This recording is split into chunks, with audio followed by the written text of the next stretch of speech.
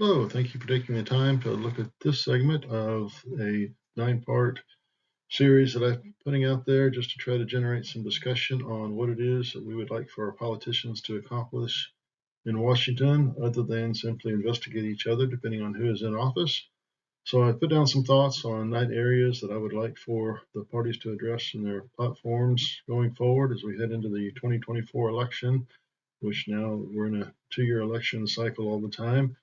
I hope that some of this stuff is accomplished before then, but at the very least, I hope that each party considers these topics and others.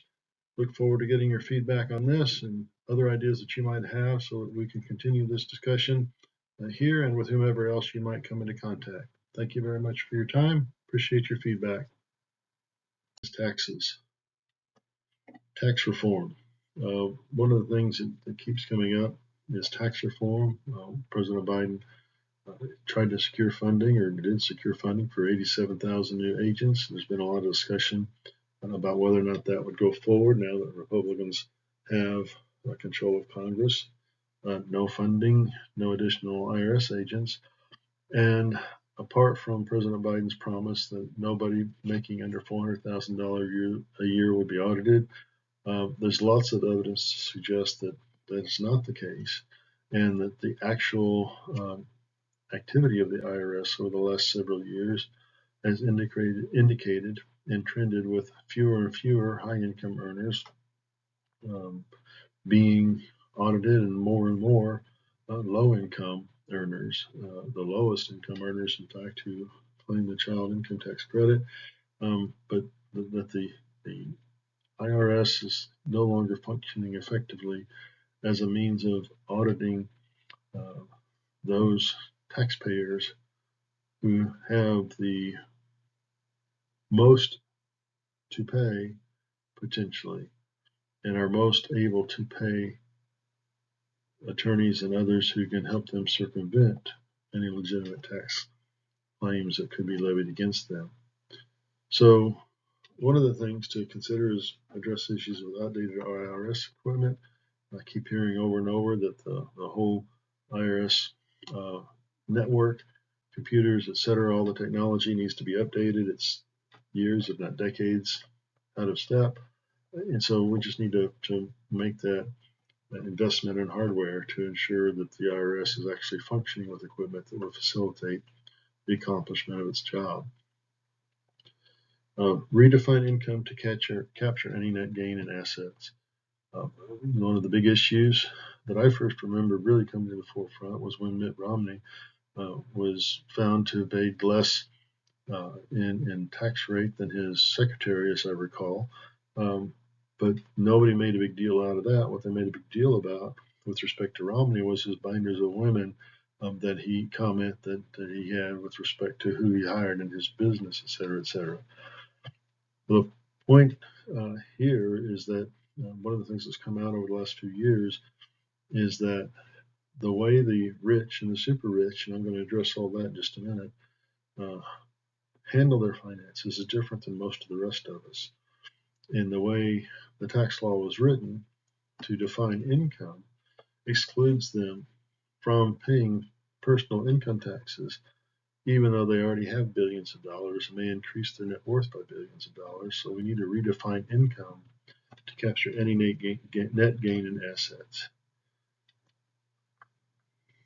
An automatic audit of anyone earning over $10 million a year, which was only 16,000 people in 2016, the last year I could find data for, but with aggregate household wealth over $10 million, which was approximately 1.5 million households, or 1.13% of the U.S. population in 2021.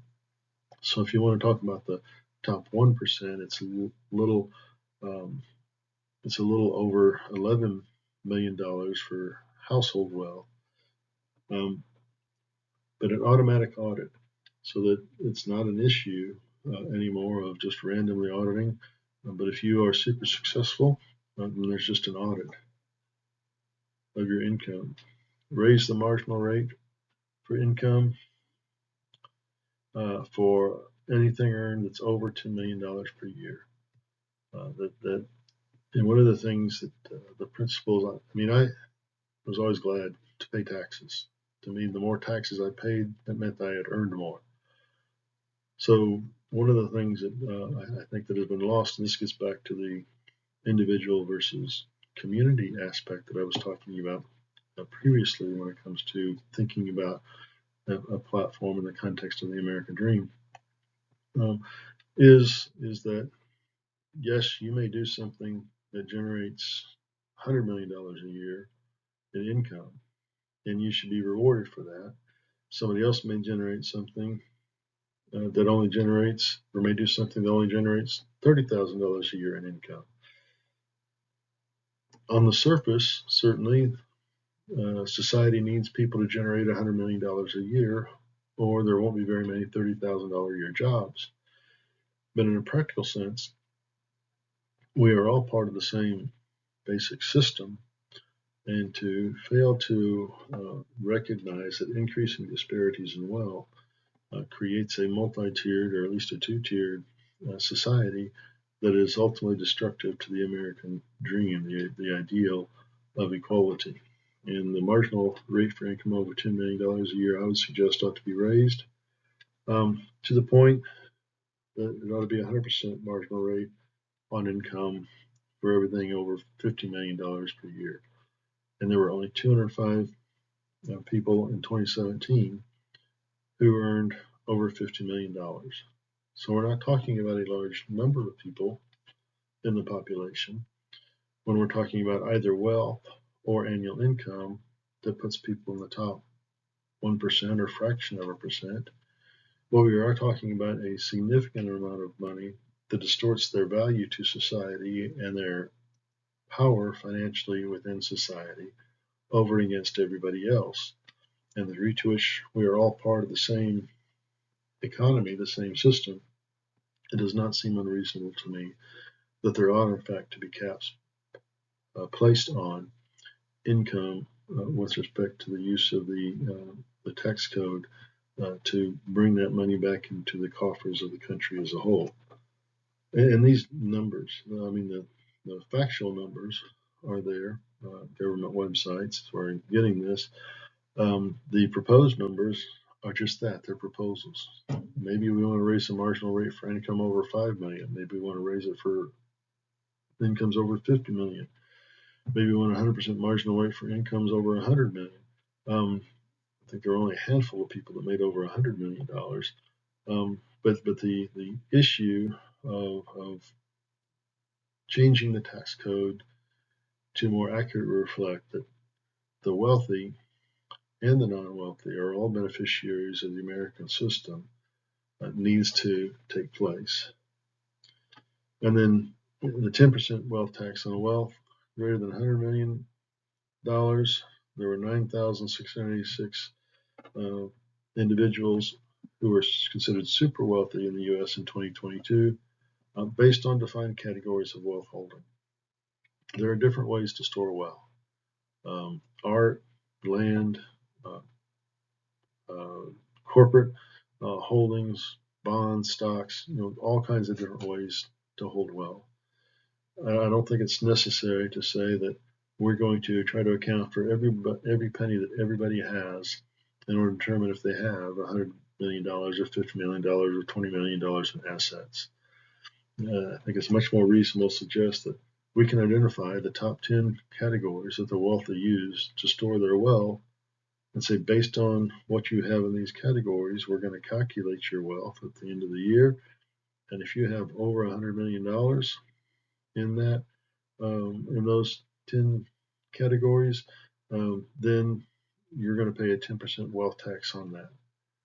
And if you have to liquidate some of your assets in order to make the payment, then you have to liquidate some of your assets in order to make the payment. A different topic for a different time is the degree to which having extremes in wealth does or does not benefit society as a whole. But that's a different topic for a different time. Other aspects of tax reform: eliminate the corporate tax.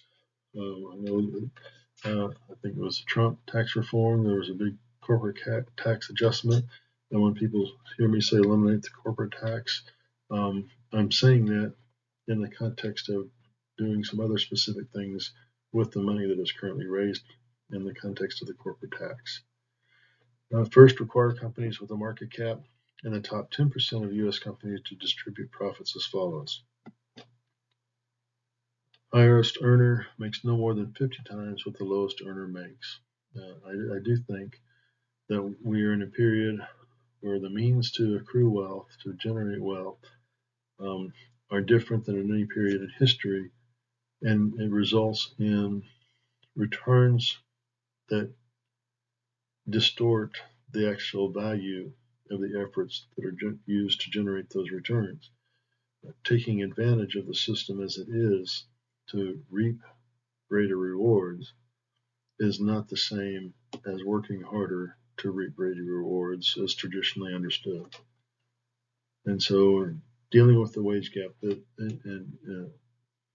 has developed even within companies, where CEOs and the upper echelon of management and ownership secures massively more than those who are working in the lower rungs, again, distorts the balance that I think needs to be struck between the individual and the community in the creation of that wealth and the access to the wealth that is created. At least 50% of net profits distributed to the workforce as a bonus paid out by the end of the month following the business cycle year-end closeout, or 50% of net profits paid into the Social Security system. I'll deal with Social Security later separately, but with respect to the profits that are earned, rather than all of that going to the owner or the ownership through stocks and bonds, whatever, or stocks, whatever it might be, that the workforce realize the results of their effort, because ultimately it takes everybody. It takes the individual's vision who starts a company and sets the parameters by which the company operates, and it takes the people who work within those parameters to make a company successful. And everybody has a vested interest. I don't think everybody is equally invested. The degree to which companies are obligated to pay their wage and salary earners, no matter how well a company performs, and the owner or ownership as a whole may in fact make less one year than the next because of fluctuations. And that's something to keep in mind. But the degree to which the workers work in such a way that they yield more by their work, but only the owner reaps the benefit from that, I think is ultimately a problem. Repeal tax exempt status on healthcare items. Healthcare is one of the biggest factors that needs to be addressed.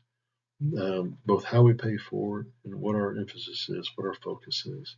But I really think that in order to honestly address our fiscal situation, tax exempt status on healthcare items has to be eliminated. And I'll get more into that when we get to healthcare itself.